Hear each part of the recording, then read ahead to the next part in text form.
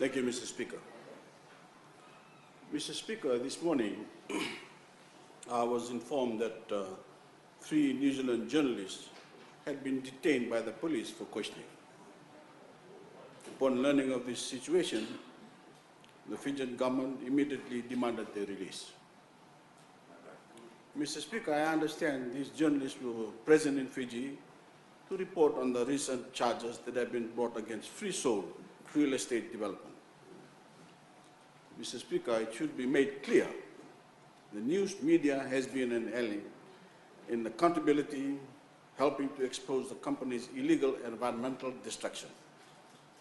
While Free Soul is already under investigation for breaches of the Environment Management Act of 2005, they have continued to act in ways that demand the highest levels of public scrutiny. Mr. Speaker, I have spoken with the Commissioner of Police, who has assured me that detention of these journalists was an isolated incident undertaken by a small group of rogue officers.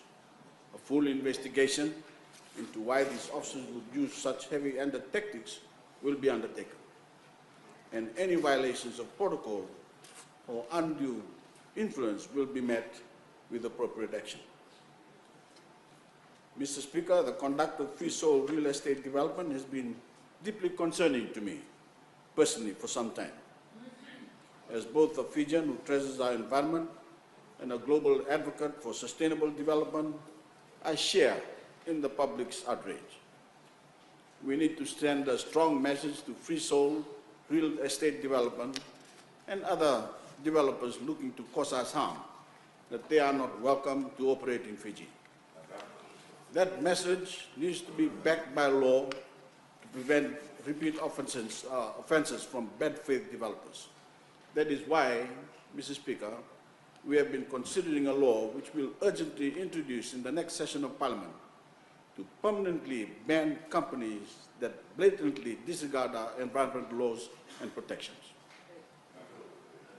I, together with the Minister for Environment and the Commissioner of Police, will meet with the journalists later today to apologize for the treatment they've received and personally speak with them about our position on the environment, particularly with regards to development.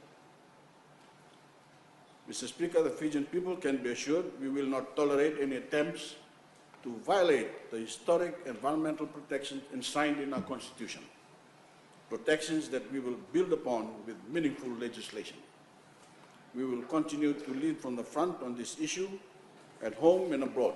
We will continue to walk the talk for the sake of our environment, for the sake of our way of life, and for the sake of all those who come after us. Thank you, Mr. Speaker.